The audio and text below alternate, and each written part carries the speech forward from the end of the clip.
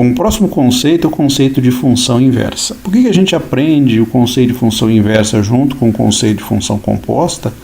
Porque para a gente definir corretamente a função inversa, a gente está fazendo uma composição de função, tá? Então, a função inversa é uma função que a gente, em geral, vai encontrar. A gente não sabe quem é essa função. Então, dado uma função f, a gente, em geral, pode encontrar a nossa função inversa. Mas qual a propriedade que a função inversa tem? O que a função inversa faz? Então, imagine que você tem uma função f que saia de um ponto x e vai até um f de x. É isso que a função f faz. A lei de formação, ela sai de um x e vai até um f de x. O que a inversa faz? A inversa, ela faz o caminho contrário. Ela sai de f de x e volta para x, tá? A gente denota a inversa assim, ó, como f a menos 1. Isso aqui não é 1. F a menos 1 não é 1 sobre f, não, tá? Não é. Isso é a definição da função inversa. Denotação, né? A gente denota desse jeito. Então, a inversa é denotada assim com f menos 1 e tem a seguinte propriedade. Pelo próprio desenho a gente vê, ó. Quando a gente aplica o f a menos 1 na f, o que a gente está fazendo? Ó?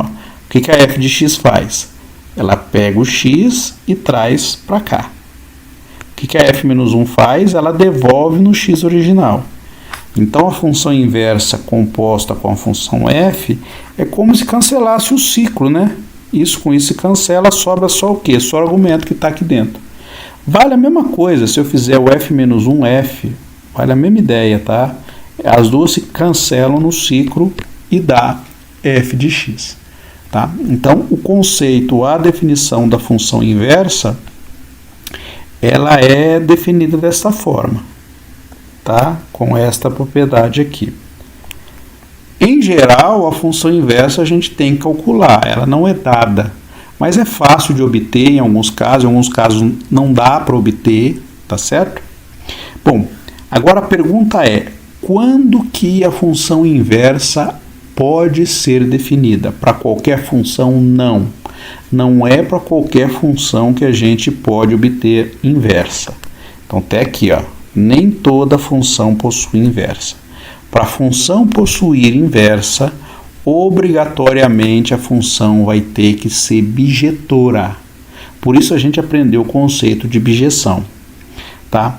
Por que a função tem que ser bijetora? Se a função não for bijetora, não vale a definição de função inversa. Tá? Por que não? Vamos fazer um exemplo aqui com a função f de x igual a x quadrado. Tá? F de x igual a x quadrado tem este gráfico aqui, ó. Esta função aqui é bijetora? Não, a gente já viu que não é bijetora. Bom, o que a função inversa faz? A função inversa, ela troca a posição do domínio com a imagem. Então, se esta aqui é a função original sua, a f de x igual a x quadrado, aqui é o domínio, e aqui seria a imagem da função. Esta função, do jeito que está aqui, está bem definida. Por quê? Você pega um ponto do domínio, ele só tem uma imagem, ó. Não tem duas imagens. Tá vendo? O que a função inversa ela faz? A função inversa, ela troca as posições.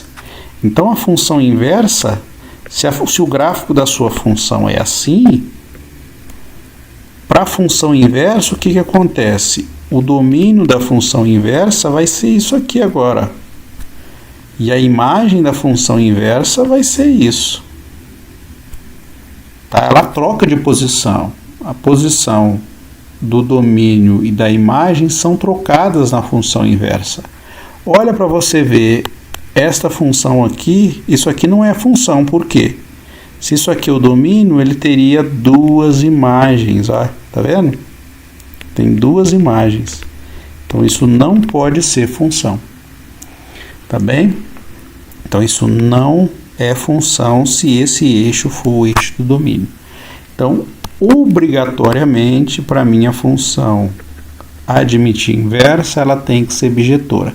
Se for bijetora, a gente viu que tem uma relação unívoca, 1 a 1. Para cada ponto do domínio só tem um valor da imagem, para cada valor da imagem só tem um valor no domínio. Tá? Então a obrigação de ser bijetora transforma a função inversa muito bem definida. Tá bem? Aqui eu coloquei o fato de ser injetora, por quê? Porque para ser sobrejetora é fácil, como eu já discuti. Qualquer função a gente pode transformar numa função sobrejetora, qualquer. Basta a gente reduzir o contradomínio à própria imagem da função. Tá? Então, se você reduzir o contradomínio à própria imagem da função, você transforma qualquer função que não é sobrejetora numa função sobrejetora. Tá? Mas função injetora é mais difícil da gente construir, se ela não for. Tá bem? Bom, e a pergunta é, como é que a gente calcula, então, né? Como é que a gente faz para achar a função inversa? Então, para encontrar a função inversa, o que a gente olha aqui? Ó? O domínio da função inversa é a imagem da função f, como eu já falei. Então, elas trocam de posição. Se você tem uma função f e você sabe o domínio dessa função f, o domínio da função f vai ser a imagem da inversa. Se você sabe qual é a imagem da função f, a imagem da função f vai ser o domínio da função inversa. Elas trocam de papéis, tá? Bom, como é que a gente faz então para poder fazer o cálculo aqui de modo rápido e fácil? Então, para a gente fazer o cálculo de modo rápido e fácil, vamos fazer através de um exemplo aqui, tá? Então, imagine que eu queira achar a inversa dessa função. Primeiro, esta função tem inversa? Sim, ela tem inversa. Por quê? Se você for fazer o gráfico desta função aqui, f de x igual a 2x mais 3, o gráfico desta função aqui, ficou feio, cabuloso aqui. O gráfico desta função é assim, ó. Ela passa no ponto 3, tá bem? Aqui é só encontrar a raiz, né, como a gente faz sempre. 2x igual a menos 3, x igual a menos 3 meios. Mais ou menos aqui, ó. Então o gráfico dela é uma reta. A reta, ela é bijetora. Qualquer ponto aqui que você pegue aqui da sua imagem, ela bate uma vez apenas no gráfico. Então ela é injetora e é sobrejetora. Então ela é bijetora, então ela admite inversa. Como é que a gente calcula a inversa dessa função? É muito fácil calcular a inversa da função. Então aqui, ó, eu tenho f de x igual a 2x mais 3. Então, para calcular a inversa, a gente troca de posição. Então, no lugar do x a gente coloca o y e no lugar do f de x a gente coloca x.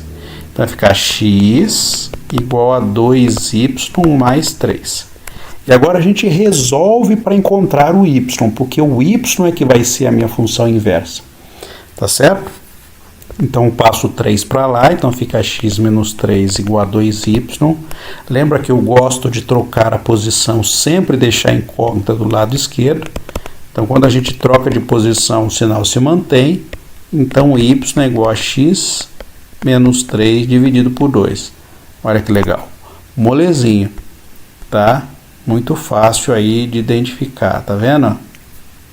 Então a função inversa deu y menos 3 sobre 2. Y menos 3 sobre 2.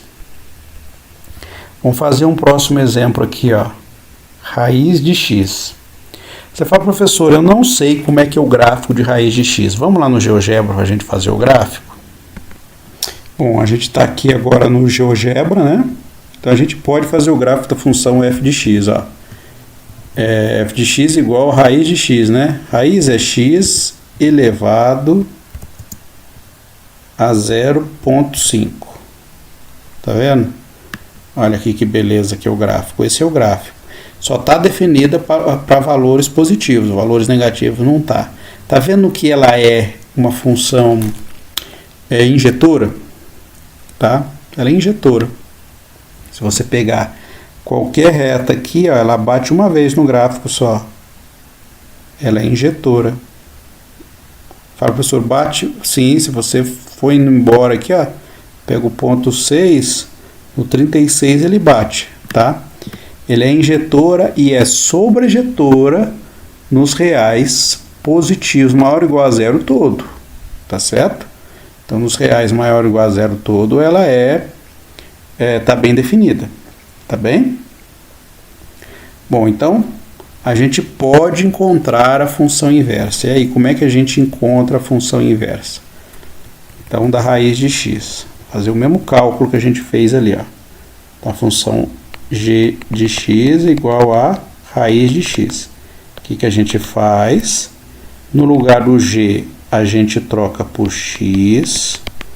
No lugar do x, a gente troca por y. E quem a gente quer encontrar é y. Tá bem? Então, vai ficar o quê? Como é que a gente resolve isso aqui? Eu vou passar só trocar de posição. Para a gente resolver, a gente eleva ao quadrado dos dois lados, porque a gente tem que encontrar y, então tem que tirar a raiz dele. Para tirar a raiz de y, a gente eleva ao quadrado. Ó, corta 2 com 2. Então, y é igual a x quadrado. Então, a função inversa da função g é x quadrado. A gente pode denotar assim, né? Ó, g a menos 1 de x é igual a x quadrado. Aqui é a mesma coisa, né? Ó, f a menos 1 de x, a gente pode denotar como x menos 3 dividido por 2. Tá bem? Uma informação interessante aí, que a gente pode verificar também aí, é quando você fizer a composição dessas duas funções, vai ter que sobrar só x. Quer ver? Ó? Vamos fazer para você ver. Ó. F de f menos 1 de x, tanto faz a ordem que você escolha.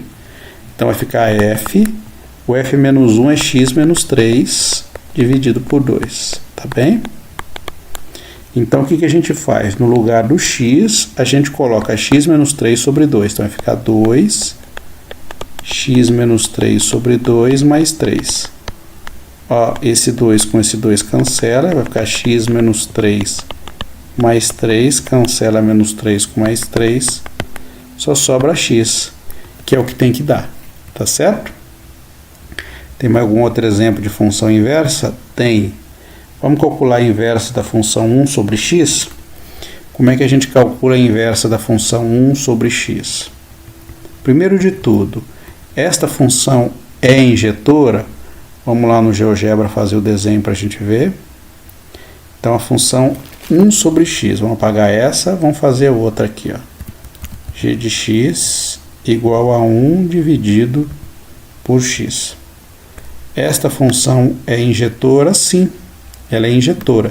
Você escolhe qualquer ponto aqui, ó, ele só cruza em 1, ó, o eixo, ó. Pega aqui na parte de baixo, só cruza em 1. A função não está definida para x igual a 0. X igual a 0 não está definida, mas para todos os outros valores ela está. Tá bem? E a imagem dela vai o quê? Ela vai dos reais menos 0 para os reais menos 0. Então, ela é sobrejetora e é injetora neste domínio que a gente está considerando. Tá bem? Bom, então vamos lá. Então, h de x é igual a 1 sobre x. O que a gente faz? No lugar de x a gente coloca x, no 1 sobre x a gente coloca y. Como é que a gente faz essa conta aqui? O y está embaixo, ele passa para o lado esquerdo multiplicando, né? Então você inverte a posição dele, então vai ficar yx igual a 1, e o x que está aqui ele vai passar dividindo, então y igual a 1 sobre x. Então a função inversa desta função é ela mesma. Olha que legal. Acontece. Se você fizer a composição da função, ó, h de h menos 1 de x. quem vai ser isso aqui? H, no lugar do H menos 1 de x, a gente coloca 1 sobre x. No lugar do x, a gente coloca 1 sobre x. Então, vai ficar 1 dividido por 1 sobre x. Como é que a gente faz essa conta? Conservo de cima, multiplico de baixo invertido. Essa conta vai dar o quê? X. Olha lá que legal. E é o que tem que dar. Vamos calcular a inversa da função y igual a 5x mais 4. Bom, isso aqui também é uma reta. Toda reta ela é uma função que é bijetora, então não preciso me preocupar. Então como é que a gente faz? Ó, 5x mais 4. O que a gente faz? A gente vem aqui, ó, troca a posição de x por y. Então x igual a 5y mais 4. Passa, vamos trocar de posição aqui, né? Vou inverter, ó. 5y mais 4 igual a x, só estou trocando de posição. Passo 4 para o lado direito, então ele vai com sinal negativo. Passo 5 dividindo. A inversa está aqui. Então, o y a menos 1, ou f a menos 1, vamos colocar como f aqui. O f a menos 1 de x é igual a x menos 4 sobre 5. Pois vocês verifiquem que f composto com f menos 1 de x é realmente x, tá? Vale também que f menos 1 de f de x também é x, pois vocês dão essa verificada para garantir que isso é verdade, tá? Para finalizar aí, um comentário importante é que nem toda função admite inversa. Quando a função não for injetora, não tem inversa. A função f de x igual a x quadrado tem inversa? Não, não tem. Por quê? Porque ela não é injetora. A função seno admite inversa? Não. Ela não admite inversa no domínio dela todo. Por quê? Porque ela também não é injetora. A gente vai ver o gráfico da função seno, mas só para adiantar para vocês, o gráfico da função seno é assim, ó. Vai embora, ele se repete. A função seno é uma função que a gente diz que é uma função periódica. Vai embora para os dois lados aqui. Ela com certeza absoluta não é uma função injetora. Um detalhe importante, um tipo de função que a gente não vai estudar no curso, mas é o seguinte: se eu reduzir o meu domínio aqui a um domínio um pouquinho menor, tá?